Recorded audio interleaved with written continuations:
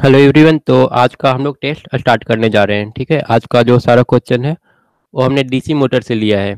आ जाते हैं question number 22 पर। कम्युलेटिव कंपाउंड मोटर का टॉर्क।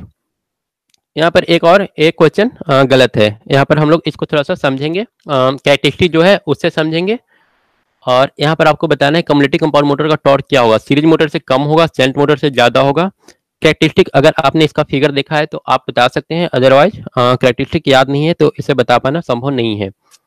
और गत अमलेश डी आंसर दे रहे हैं जो कि शायद बुक में है। पंकज गुप्ता बी स्पेशल का रिजल्ट कब आएगा? पंकज गुप्ता पूछ रहे हैं, तो ये तो नोटिस जब तक देगा नहीं तब तक कुछ बोल पाना संभव नहीं है। ठीक है, अंदाज से कुछ भी बोलना ठीक नहीं होगा, क्योंकि अभी कुछ और बोलेंगे। कुछ समय पहले एक साइड पर हमने देखा था यूपीपीसीएल के एग्जाम के लिए, उसने बोला था कि मतलब 15 दिसंबर तक चांस है। अब उस साइट को जब मैंने फिर से खोला तो वहाँ पर लिखा हुआ है कि अब 15 जनवरी। तो जब तक नोटिस नहीं आ जाता है तब तक कुछ श्योर बोल पाना संभव नहीं है। इसके बाद ऐसा कुछ स्टूडेंट का मैसेज आया था कि उन्होंने फ़ोन किया था, तो शायद दिसंबर या कुछ बताया है। तो आप लोग फ़ोन करके अगर जांच करना चाहते हैं तो फिर एक बार ट्राई कर सकते हैं, उसमें कोई प्रॉब्लम नहीं है। ठीक है, ग्रुप में कुछ लोग बात कर रहे थे। रत्न अमलेश का आंसर ए और बी आया है।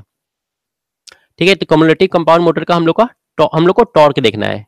तो देख लेते हैं, यहाँ पर एक कैरेक्टरिस्टिक दिया हुआ है। ठीक है, ए है टॉर्क और यहाँ पर है करंट, मतलब कि लोड बढ़ाएंगे तो करंट इंक्रीज करेगा। और यहाँ पर एक निश्चित लोड के लिए कोई एक निश्चित लोड हम लोग ले लेते हैं। यहाँ पर एक स्ट्रेट लाइन ड्रॉ कर लेते हैं।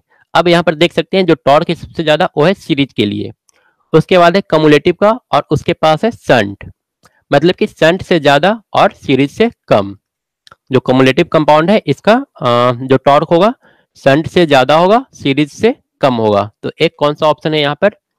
शंट से ज्यादा, सीरीज से कम। तो बी, शंट से ज्यादा, सीरीज मोटर से कम। मतलब कि सही आंसर जो होगा वो ए और बी होगा। और ए बी चंद्रशेखर गुप्ता का आंसर आया था। ठीक है, और साथ में रत्न अमलेश का भी आया है। तो ये थोड़ा सा जानकारी रखना चाहिए। ठीक है, पिक्चर्स का थोड़ा सा होना चाहिए। इसके अलावा इसको तो आगे डिस्कस करेंगे, क्वेश्चन अभी आया नहीं है। उसके बाद आते हैं क्वेश्चन नंबर 23। किसी डीसी कंपाउंड मोटर की घूर्णन दिशा परिवर्तित करने के लिए क्या करेंगे यदि उसकी विशेषताओं में कोई परिवर्तन ना हो?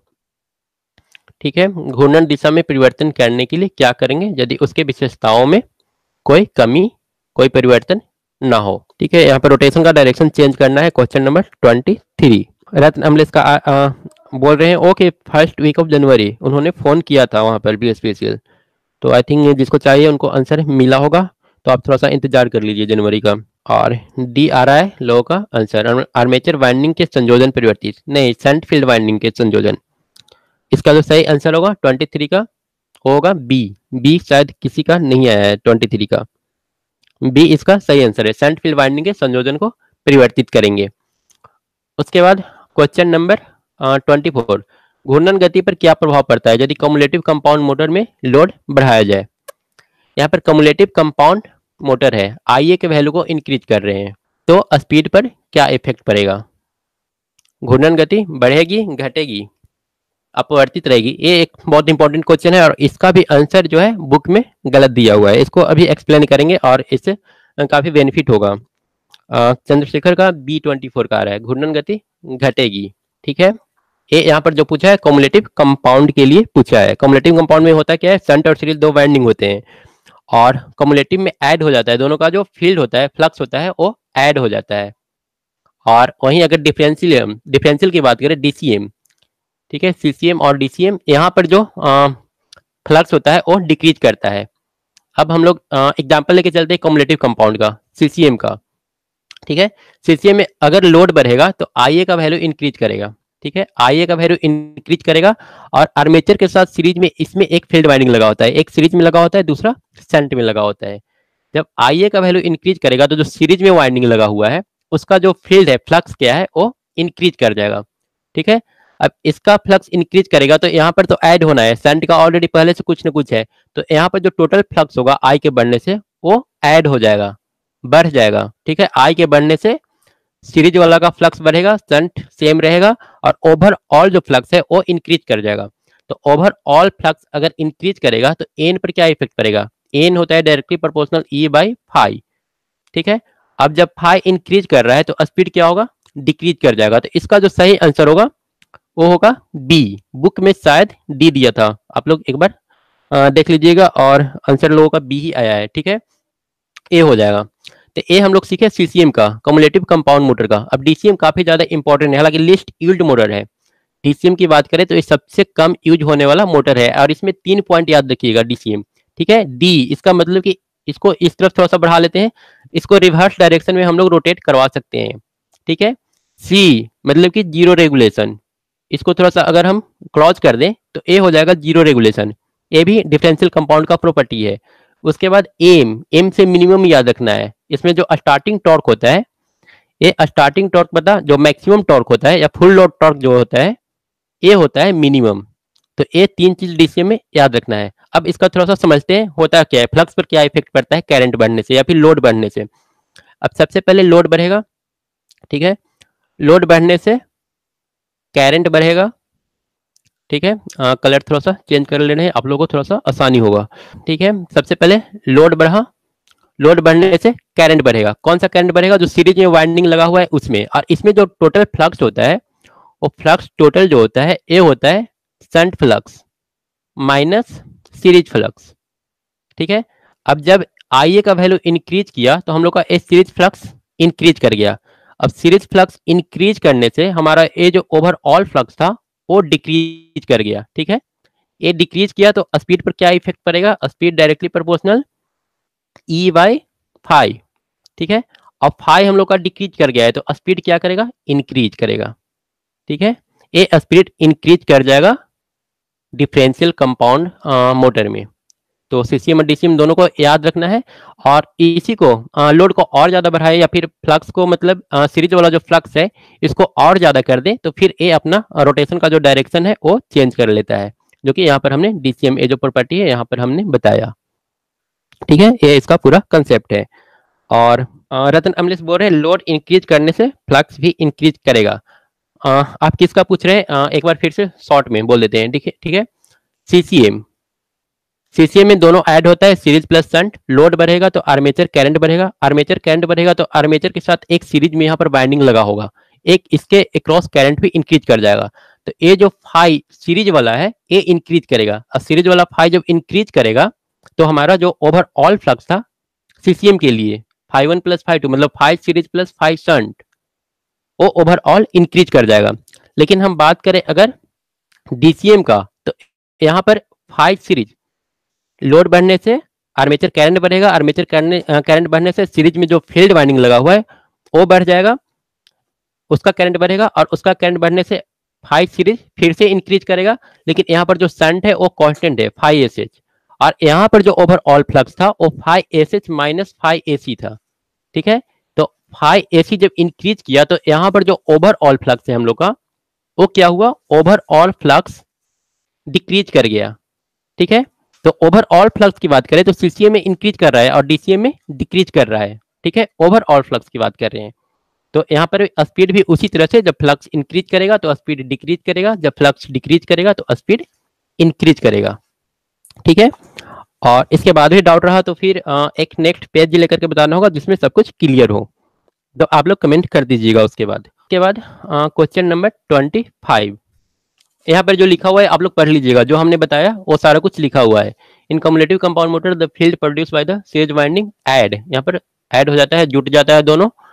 और इसके बाद है speed of this motor falls more rapidly which increase in current. इसमें बोल रहा है कि करंट अगर लोड बढ़ा आइए बढ़ा तो स्पीड जो होगा तेजी से डिक्रीज कर जाएगा एन, जो कि अभी हमने बताया।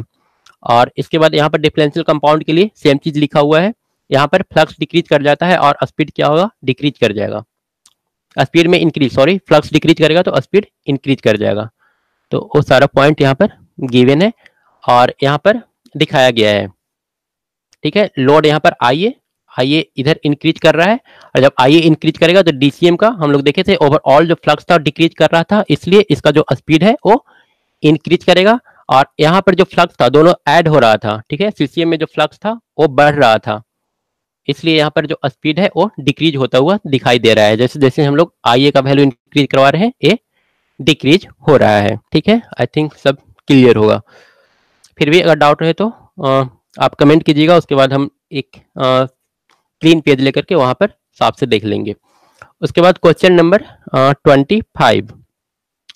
25 है, किसी डीसी शंट मोटर की घूर्णन गति क्या होती है जब लोड बढ़ाया जाता है? लोड बढ़ेगा तो स्पीड का क्या होगा किसी शंट मोटर की घूर्णन गति? तो पहले भी देख चुके हैं, आई थिंक पता होना चाहिए। शाहनवाज 25 का बी। अगर आपको लगे कि हम थोड़ा सा फास्ट बता रहे हैं या फिर समझा पाने में थोड़ा सा सक्सेस नहीं हो रहे, तो उसको थोड़ा सा स्लो को करेंगे, स्पीड को। ठीक है, स्पीड को स्लो करेंगे और अगला बार से कुछ एक्स्ट्रा पेज ले लेंगे जिसमें ठीक ठीक साफ से बताया जा सके। चंद्रशेखर गुप्ता का बी कुछ घट जाएगा, तो पहले भी देख चुके हैं। और सुधीर मौर्य का भी बी आ रहा है, पंकज गुप्ता का भी बी। तो एक क्वेश्चन ठीक है। उसके बाद यहाँ पर दिखाया गया है, ठीक है, इस शंट का थोड़ा सा डिक्रीज किया है लोड बढ़ने से, यहाँ पर लोड इंक्रीज किया है, शंट का थोड़ा डिक्रीज किया है। एक क्यों होता है? डिफरेंशियल का, कम्युलेटिव का देख चुके हैं। ये हमारा कांस्टेंट लाइन है। रतन अमलेश बोल रहे हैं शंट का स्पीड कांस्टेंट होता है। बिल्कुल कांस्टेंट होता है, पर थोड़ा सा जो कि बिल्कुल कम होता है। अगर इसको हम लोग निगलेक्ट करके चले तो उसको कांस्टेंट ही माना जाता है, बिल्कुल थोड़ा सा डिक्रीज करता है। अभिषेक पटेल का आंसर सी आया था। तो यहाँ पर आप इस कैरेक्टरिस्टिक से देख सकते हैं, अगर हम लोग लोड बढ़ाएंगे तो थोड़ा सा डिक्रीज करता है। उसके बाद आते हैं नेक्स्ट क्वेश्चन। निम्न में कौन सा कथन सही है? 26 निम्न में कौन सा कथन सही है? इसको आप एक बार पढ़ लीजिए। शंट मोटर में फील्ड फ्लक्स का मान लगभग स्थिर होता है, तो बिल्कुल फाई का वैल्यू जो होता है इसमें कांस्टेंट होता है, सही है। उसके बाद शंट मोटर की फील्ड वाइंडिंग, पतले तार। शंट में जो फील्ड वाइंडिंग होता है वो पतला तार का बना होता है, इसमें कम करंट जाना चाहिए। मैक्सिमम हमारा जो करंट है इधर जाना चाहिए, मोटर के आर्मेचर में जाना चाहिए। इसलिए इसका रेजिस्टेंस हाई रखने के लिए इसका जो क्रॉस सेक्शनल एरिया है वो पतला कर देते हैं और वायर को लंबा कर देते हैं। डी आंसर आ चुका है काफी लोगों का, तो ये भी सही। शंट मोटर में फील्ड वाइंडिंग, आर्मेचर और सप्लाई स्रोत के क्रम समांतर, बिल्कुल सारे पैरेलल में लगे होते हैं, तो डी ही इसका सही आंसर है। उसके बाद निम्न में से कौन सी मोटर लिफ्ट के लिए उपयोग होती है? अब लिफ्ट यहाँ पर एक काफी इंपॉर्टेंट क्वेश्चन है, पहले बता चुके हैं। PLES, इसको मैंने याद रखने के लिए बोला था, और कंपाउंड मोटर के लिए होता है। लेकिन यहाँ पर कंपाउंड में दोनों ऑप्शन है, कम्युलेटिव कंपाउंड और डिफरेंशियल कंपाउंड। अब यहाँ पर आपको चूज करना है कि कौन सा इसमें से सही आंसर होगा। लिफ्ट है, लिफ्ट में हम लोग को चाहिए क्या? टॉर्क, अगर लोड बढ़ रहा है तो टॉर्क भी बढ़े, इस टाइप का हमको मोटर चाहिए। ठीक है, ज्यादा लोग अगर आते हैं मतलब कि लोड बढ़ता है तो टॉर्क भी बढ़ना चाहिए। तो ऐसा कौन सा है जिसमें लोड बढ़ने से टॉर्क बढ़ेगा? कम्युलेटिव कंपाउंड या फिर डिफरेंशियल? टॉर्क क्या होता है? डायरेक्टली प्रोपोर्शनल होता है फाई इंटू आई। तो फाई किस में इंक्रीज करेगा? टॉर्क बढ़ाने के लिए तो हम लोग को फाई ज्यादा चाहिए, और लोड बढ़ने से, आई के बढ़ने से फाई किस में इंक्रीज करता है? कम्युलेटिव कंपाउंड में। कम्युलेटिव में शंट और सीरीज का दोनों ऐड हो जाता है, और आई जब इंक्रीज करवाते हैं तो सीरीज वाला का फील्ड और भी ज्यादा बढ़ता है, और फील्ड और ज्यादा बढ़ने से दोनों का जो सम है और भी ज्यादा हो जाएगा। तो यहाँ पर कम्युलेटिव कंपाउंड, बी आंसर किसका किसका सही है? शाहनवाज का और सुधीर मौर्य का, अभिषेक पटेल का। इसका सही आंसर बी। ठीक है, और यहाँ पर देख सकते हैं हम लोग को चाहिए लोड बढ़ने से टॉर्क बढ़ने वाला, कौन सा है? कम्युलेटिव कंपाउंड बेस्ड है। लोड मतलब कि आई बढ़ेगा तो टॉर्क भी बढ़ेगा। रीजन हमने बता दिया, फाई यहाँ पर जो होता है दोनों का सम होता है और भी ज्यादा इंक्रीज कर जाएगा आई के बढ़ने से। आई के बढ़ने से जो फाई है सीरीज और शंट वाला दोनों ओवरऑल इंक्रीज कर जाएगा, जबकि डिफरेंशियल में यही डिक्रीज कर जाता है, जो कि पीछे हम लोग देखे सारा। ठीक है, अगर किसी को नहीं समझ में आया होगा तो उस वीडियो को वहां पर जब अपलोड मतलब कि जब ये टेस्ट खत्म हो जाएगा उसको आप थोड़ा सा वहां पर स्लो करके देख लीजिएगा, उसको समझ लीजिएगा, क्योंकि यहाँ पर काफी कंफ्यूजन रहता है लोगों को। इसके बाद क्या होगा अगर किसी कार्यरत डीसी सीरीज मोटर की फील्ड वाइंडिंग अचानक से टूट जाए? तो ईपीपीसीएल में भी एक क्वेश्चन पिछला बार या इससे पहले पूछा गया क्वेश्चन है। ठीक है, किसी कार्यरत डीसी मोटर की फील्ड वाइंडिंग टूट जाए तो क्या होगा? यहाँ पर सीरीज मोटर है, ठीक है, एक फील्ड वाइंडिंग टूट जाए तो क्या होगा? 28 का एक चीज और बताइएगा, अगर फील्ड वाइंडिंग टूटे ना, यहाँ से हम लोग डायरेक्ट एक वायर लेकर के यहाँ पर ऐसे ऐड कर दें तब क्या होगा? स्पीड घटेगा या फिर बढ़ेगा या फिर कांस्टेंट रहेगा? ठीक है, पहला तो ठीक है, ब्रेक हो जाता है तो फिर सारा सप्लाई खत्म हो जाएगा, सप्लाई खत्म हो जाएगा तो मोटर को तो रुकना ही है। और प्रदीप का आंसर बी आया था और चंद्रशेखर का बी आया था। ठीक है, और चंद्रशेखर का बी। ठीक है, आंसर आया था ए सुधीर मौर्य का। बहुत बढ़ जाएगी, ये बहुत बढ़ जाएगी तब होगा जब इस फील्ड को हम लोग ब्रेक ना करके यहाँ से एक वायर कनेक्ट करके इस तरह से जोड़ दें। ऐसे जोड़ने से क्या होगा कि फील्ड जो होगा अचानक से बहुत कम हो जाएगा, बहुत लो हो जाएगा, और फील्ड कम होने से स्पीड क्या होगा, काफी तेजी से बढ़ जाएगा।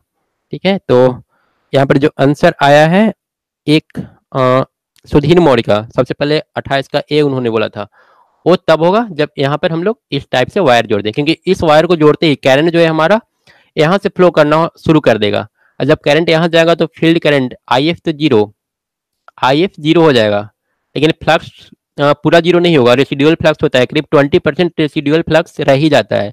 उस रेसिडुअल फ्लक्स की वजह से मतलब कि एक तरह से फाई काफी डिक्रीज कर गया, फाई की डिक्रीज करने से स्पीड काफी ज्यादा हो जाएगा। ठीक है, और बता दें कि क्वेश्चन सेम था, यूपी पिछले जो आंसर दिया था वो ए दिया था। ठीक है, मोटर की घूर्णन गति बहुत बढ़ जाएगी, तो यहाँ पर कुछ क्वेश्चन पूछने वाला पर डिपेंड करता है, ब्रेक करने का उसका मतलब क्या है, फील्ड को हटाना या फिर सर्किट को ही पूरा ब्रेक कर देना। तो आप लोग इसको समझ लीजिएगा। आई थिंक यहाँ पर कोई डाउट नहीं होना चाहिए, मैंने जो दो बताया प्रोसेस दोनों क्लियर होना चाहिए। उसके बाद क्वेश्चन नंबर 29, निम्न में से कौन सा कथन सही है? सीरीज मोटर का स्टार्टिंग टॉर्क बहुत ज्यादा होता है। सीरीज फील्ड वाइंडिंग मोटे तार का बना होता है। ठीक है, सीरीज फील्ड वाइंडिंग बोल रहा है कि मोटे तार का बनाया जाता है, अगर मोटे तार का नहीं बनाएंगे तो करंट सारा वोल्टेज यहीं पर ड्रॉप हो जाएगा। ठीक है, तो इसे मोटे तार का तो बनाना ही पड़ेगा ताकि रेजिस्टेंस इसका कम से कम रहे। सीरीज मोटर में फील्ड वाइंडिंग आर्मेचर के श्रेणी क्रम में संयोजित होते हैं।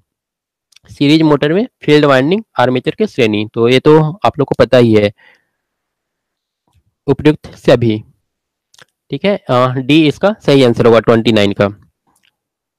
उसके बाद क्वेश्चन नंबर 30, वह शक्ति कैसी है जो किसी विद्युत मोटर के नेम प्लेट पर अंकित रहती है? विद्युत मोटर के जो नेम प्लेट पर लगी होती है वो कौन सा पावर होती है? सॉफ्ट और उपलब्ध शक्ति, मोटर द्वारा ली गई शक्ति, या फिर कुल शक्ति? ठीक है, यहाँ पर चार ऑप्शन है, आई थिंक पता ही होना चाहिए सारे लोगों को। 30 का ए, ठीक है, चंद्रशेखर का, शाहनवाज का ए होगा इसका सही आंसर। उसके बाद क्वेश्चन नंबर 31, क्या कारण है कि स्टार्टिंग के समय मोटर उच्च विद्युत धारा लेगी? ठीक है, इसको हम एक्सप्लेन किए हैं, आज ही के दिन में एक्सप्लेन किए हैं, स्टार्टिंग करंट हाई क्यों होता है। ठीक है, यहाँ पर मान लेते हैं मेरा मोटर है, आर्मेचर है यहाँ पर मोटर का, ए रेजिस्टेंस है, तो ई हम लोग जानते हैं क्या होता है, डायरेक्टली प्रोपोर्शनल होता है 5P_N। अब यहाँ पर एन इनिशियली क्या होगा, जीरो होगा, एन जीरो होगा तो ई का वैल्यू क्या होगा, जीरो, और ई जीरो होगा तो आई हम लोग क्या जानते हैं, V minus E by R A internal resistance इसका। ठीक है, आर्मेचर का इंटरनल रेजिस्टेंस। 31 का बी आ चुका है दो स्टूडेंट का। तो यहाँ पर ई जीरो है, तो ई जीरो है तो इसका वैल्यू इनिशियली क्या होगा, काफी ज्यादा होगा। ठीक है, इसी को हटाने के लिए हम लोग स्टार्टर यूज करते हैं। तो सारे लोगों का आंसर सही आ रहा है, बी इसका सही आंसर।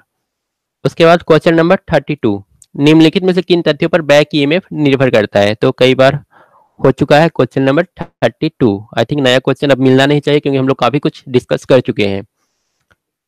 ठीक है, एक वार्ड लियोनार्ड मेथड आप लोग देख लीजिएगा कभी, हालांकि इस पर वीडियो हम भी कर चुके हैं। वार्ड लियोनार्ड मेथड या वोल्टेज कंट्रोल मेथड काफी ज्यादा इंपॉर्टेंट है शंट मोटर के लिए। ठीक है, शंट मोटर के लिए इसको आप एक बार पढ़ लीजिएगा, वार्ड लियोनार्ड मेथड। यहाँ पर मोटर जनरेटर मोटर सेट हम लोग यूज करते हैं, मोटर जनरेटर मोटर, और यहाँ पर जो स्पीड कंट्रोल होता है वो जनरेटर के वोल्टेज से होता है।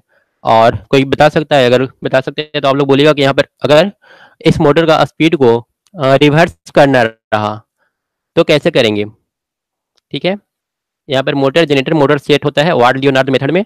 अगर यहाँ पर इस मोटर का स्पीड कंट्रोल करते हैं हम लोग इस जनरेटर से। ठीक है, जनरेटर का जो वोल्टेज होता है उसके जरिए हम लोग इसका स्पीड कंट्रोल करते हैं। आप लोग इसमें ये बताइए कि अगर इस मोटर का स्पीड रोटेशन का जो डायरेक्शन है उसको चेंज करना है, ठीक है, तो उसके लिए हम लोग क्या करेंगे? किसी को पता है तो बोलिएगा। और इसके अलावा 32 का आंसर डी आया है सारे लोगों का, तो यहाँ पर 5P_N/60 इंटू Z/A कई बार कर चुके हैं। और इसका देखिएगा आप लोग। चलते हैं नेक्स्ट क्वेश्चन 33 करंट की मात्रा जो डीसी मोटर द्वारा स्रोत से ली जाती है वो क्या होती है? तो आई थिंक ये भी तो कई बार कर चुके हैं। पता होना चाहिए लोगों को, आप एक बार ट्राई कर लीजिए। कई बार हम लोग बता चुके हैं, वहाँ पर ई जीरो होने से इनिशियल करंट हाई होता है ना, ठीक है, कई बार देख चुके हैं। करंट की मात्रा जो डीसी मोटर द्वारा ली जाती है। चंद्रशेखर बोल रहे हैं प्रीवियस का करंट की दिशा को चेंज करके। तो वहाँ पर ऑप्शन देता है, ठीक है, 4 ऑप्शन देगा आपको डिफरेंट डिफरेंट। यहाँ पर जनरेटर के क्रॉस जो फील्ड लगा होता है, ठीक है, यहाँ पर सबसे पहले क्या होगा, मोटर होगा, फिर यहाँ पर जनरेटर होगा और फिर यहाँ पर मोटर होगा। तो यहाँ पर जनरेटर के अक्रॉस हम लोग फील्ड जो वाइंडिंग लगाते हैं, क्योंकि यहाँ पर फील्ड वाइंडिंग तो होगा तभी यहाँ पर जनरेटर से वोल्टेज जनरेट होगा। इस फील्ड वाइंडिंग के डायरेक्शन को चेंज करके, ठीक है ना, इसका जो डायरेक्शन ए बी पॉइंट है, इसको हम लोग चेंज करके इसके रोटेशन को, डायरेक्शन को चेंज करते हैं। यहाँ पर लोग कंफ्यूज इसलिए होते हैं क्योंकि यहाँ पर ऑप्शन में आपको जनरेटर का फील्ड भी देगा और मोटर के फील्ड भी देगा, ठीक है। तो यहाँ पर मोटर का फील्ड हम लोग चेंज नहीं करते, बल्कि इस जनरेटर के फील्ड का जो टर्मिनल है इसको चेंज कर देते हैं, और इससे हम लोग का जो वाट लियोनार्ड मेथड में जो मोटर है हमारा, उसका डायरेक्शन रिवर्स हो जाता है। तो इसको याद रखना है। और दूसरा टर्म इसमें याद रखना है कि इस मोटर के स्पीड कंट्रोल करने के लिए हम लोग किसी का फील्ड वाइंडिंग नहीं यूज करते हैं, सिंपल इसके वोल्टेज से, जनरेटर का जो वोल्टेज होता है उससे इसका स्पीड कंट्रोल करते हैं। इसी में कांस्टेंट पावर ड्राइव और कांस्टेंट टॉर्क ड्राइव, पीटी, ये भी याद रखना है, पीटी, पी, और उसके बाद फिर यहाँ से टी, ये आर्मेचर कंट्रोल होता है, फील्ड कंट्रोल होता है, और यहाँ से टी मतलब कि पहले पावर वाला वैरी करेगा, फिर उसके बाद टॉर्क वाला, इस तरह से वैरी करेगा। तो ये भी काफी ज्यादा इंपॉर्टेंट है, इसको भी ध्यान में रखना है। वाट लियोनार्ड आप लोग एक बार देख ही लीजिएगा, ठीक से समझ लीजिएगा उसको, इंपॉर्टेंट है। उसके बाद क्वेश्चन नंबर 33, सारे लोगों का आंसर ए आना चाहिए, और यही है सारे लोगों का, ठीक है। उसके बाद क्वेश्चन नंबर 34, क्या होगा अगर किसी पृथक उत्तेजित डीसी मोटर के सप्लाई टर्मिनल्स को आपस में बदल दिया जाए, ठीक है। पृथक उत्तेजित मतलब कि सेपरेटली एक्साइटेड है डीसी मोटर, ठीक है, डीसी मोटर है और ये सेपरेटली एक्साइटेड है, इसका जो फील्ड वाइंडिंग लगा हुआ है इस तरफ लगा हुआ है, और इसको हम लोग चेंज कर दिए हैं। ये जो टर्मिनल है प्लस माइनस, इसको प्लस कर दिए, इसको माइनस कर दिए।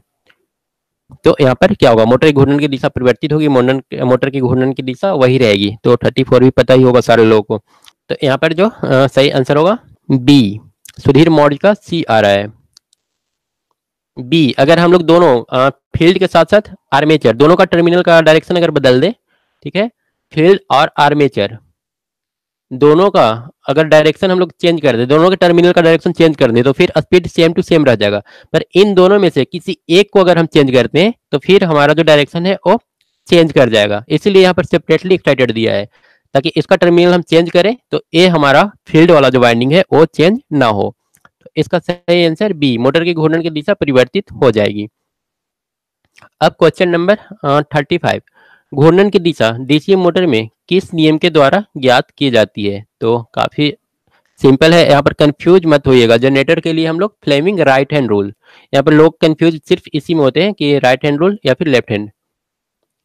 यहाँ पर घूर्णन की सॉरी यहाँ पर घूर्णन की दिशा डीसी मोटर में किस नियम का के द्वारा पता किया जाता है? ठीक है, रोटेशन का डायरेक्शन, ठीक है। जनरेटर के लिए राइट हैंड रूल और मोटर के लिए लेफ्ट हैंड, ये आप लोगों को याद रखना है। फ्लेमिंग का लेफ्ट हैंड रूल होगा और मोटर के लिए। क्वेश्चन इसका सी सही, इसका जो सही आंसर है सी है, और सारे लोगों का आंसर सही मिला है। उसके बाद क्वेश्चन नंबर 36, लोड परिवर्तन का प्रभाव किस क्षति पर नहीं पड़ता है? लोड परिवर्तन का प्रभाव, लोड परिवर्तन करने से क्या होगा, लोड मतलब कि जो मोटर हमारा लगा होता है उस पर बाहर से जो कुछ हम लोग कनेक्ट करते हैं उसको घटाते बढ़ाते हैं, उसी को हम लोग लोड बोलते हैं, ठीक है। तो लोड इंक्रीज करने से हम लोग जानते हैं करंट आई, जो आर्मेचर करंट होता है वो इंक्रीज करता है। लोड डिक्रीज करेंगे तो आर्मेचर करंट डिक्रीज कर जाएगा। मतलब इनडायरेक्टली ये पूछ रहा है कि आर्मेचर करंट के परिवर्तन से किस पर इफेक्ट नहीं पड़ेगा। और 36 का अभी तक, हाँ, ए प्रेमदीप पाल का आया ताम्र क्षति। कोई और? ताम्र क्षति होता है क्या है, अगर मान लीजिए किसी वायर में कॉपर नहीं है तो यहाँ पर कॉपर लॉस होगा या नहीं होगा, आप लोग बता दीजिएगा, सिर्फ हाँ या ना में आंसर देना है, ठीक है। किसी मशीन में कॉपर नहीं है तो वहां पर कॉपर लॉस होगा कि नहीं होगा, थोड़ा सा वेट कर रहे हैं इस आंसर का। और यहाँ पर जो सही आंसर है रत्न अमलेश बोल रहे होगा। कोई और? यहाँ पर जो सही आंसर होगा इसका हम आंसर दे रहे हैं, आप लोग उसका आंसर दीजिए, होगा या नहीं होगा, हाँ या ना में आंसर देना है। सुधीर मौर्य भी बोल रहे हैं होगा। एक्चुअली कॉपर लॉस होता है क्या है, कॉपर लॉस होता है डायरेक्टली आई स्क्वायर आर, ठीक है। तो आप लोड कम या ज्यादा कर रहे हैं। किसका आंसर आया था, ताम्र क्षति किसका आंसर आया था, एक बार देख लेते हैं। 36 का प्रदीप पाल का नहीं आंसर आ रहा है, कॉपर लॉस नहीं होगा। एक्चुअली कॉपर लॉस जो होता है वो कॉपर से उसको कोई मतलब नहीं है, सिंपल हम लोग आई स्क्वायर आर को कॉपर लॉस बोलते हैं, ठीक है। वहां पर कॉपर हो या ना हो, अगर करंट है तो फिर यहाँ पर करंट और रेजिस्टेंस है तो ये लॉस होगा ही होगा, ठीक है। इसको आप बिल्कुल याद रखिए, ठीक है। अगर कॉपर हो या ना हो, अगर करंट चेंज हो रहा है तो कॉपर लॉस वहां पर, मतलब कि करंट के घटने बढ़ने से कॉपर लॉस घटता बढ़ता है, इससे हम लोग को मतलब नहीं होता कि वहां पर कॉपर है या नहीं है। अब यहाँ पर हम लोग लोड घटा बढ़ा रहे हैं तो हमारा आई जो है वो घट बढ़ रहा है, और जब आई घट बढ़ रहा है तो यहाँ पर सिंपली आई स्क्वायर आर भी घटेगा बढ़ेगा, ठीक है। तो यहाँ पर जो कॉपर लॉस होगा वो इस पर इफेक्ट पड़ेगा। इसका जो सही आंसर होगा बी और सी, ईडी करंट लॉस और हिस्टैरिसीस लॉस, इस पर आईए का कोई इफेक्ट नहीं पड़ता है, आईए का कोई इफेक्ट, नो इफेक्ट यहाँ पर। तो इसका सही आंसर डी होगा, ठीक है। आई थिंक यहाँ पर जिसका क्लियर नहीं होगा समझ में आ गया होगा, प्रदीप पाल का था एक क्वेश्चन। उसके बाद क्वेश्चन नंबर 37, स्थिर गति वाली मोटर किसे कहा जाता है, discrete series motor, shunt motor, cumulative compound या डिफरेंशियल कंपाउंड, ये तो आई थिंक सबको पता होगा। इसका सही आंसर होगा शंट मोटर, ठीक है। बिल्कुल कम वेरी करता है, आईए का वैल्यू अगर हम इंक्रीज करवाएं तो इसका जो स्पीड होता है बिल्कुल थोड़ा सा ना के बराबर, जिसको हम लोग बोलते हैं, इसलिए इसको हम लोग स्थिर गति वाली मोटर बोलेंगे। इसके बाद question number 38, back EMF, back EMF की दिशा ज्ञात करने के लिए कौन सा नियम प्रयोग करते हैं। यहाँ पर आप थोड़ा सा देखिए क्वेश्चन को, यहाँ पर बैक ईएमएफ लिखा है, ठीक है, डायरेक्शन नहीं लिखा है। बैक ईएमएफ की दिशा ज्ञात करने के लिए कौन सा नियम पता करेंगे।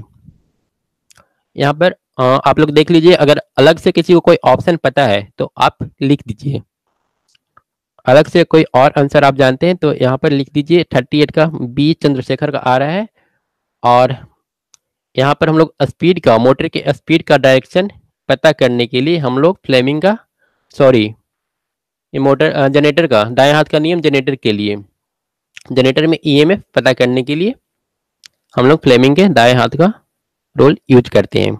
और मोटर में हम लोग क्या करते हैं, यहाँ पर स्पीड पता करते हैं, मोटर का स्पीड का डायरेक्शन, ठीक है। तो इसका जो सही आंसर होगा वो बी होगा, फ्लेमिंग के दाएं हाथ का नियम। बैक ईएमएफ पता करने के लिए हम लोग फ्लेमिंग का दाएं हाथ रूल इस्तेमाल करेंगे। और सोनाली सिंह का सी आया था, कॉर्कस रूल। और इसके अलावा सुधीर मौर्य का बी, बी इसका सही आंसर है, फ्लेमिंग का दाएं हाथ रूल यूज करेंगे जो जनरेटर के लिए होता है, और जनरेटर में ईएमएफ पता करने के लिए हम लोग फ्लेमिंग का दाएं हाथ रूल इस्तेमाल करते हैं। उसके बाद क्वेश्चन नंबर 39, डीसी मोटर का कम्यूटेटर किस चीज का बना होता है, ठीक है। डीसी मोटर का कम्यूटेटर आप लोग तीनों पर देख लीजिए, कम्यूटेटर, ब्रश और इसके अलावा इंसुलेशन, ठीक है। इंसुलेशन किस चीज का दिया हुआ रहता है, ब्रश किस चीज का बना होता है, और कम्यूटेटर किस चीज का बना होता है। तो फिलहाल सबसे पहले आप इस चीज का आंसर दे दीजिए कि कम्यूटेटर किस चीज का बना होता है। रतन अमलेश बोल रहे हैं बैक ईएमएफ और ईएमएफ में डिफरेंस होता है, बिल्कुल नहीं। यहाँ पर बैक ईएमएफ जो है ईएमएफ के लिए ही हम लोग बैक ईएमएफ यूज करते हैं, ठीक है।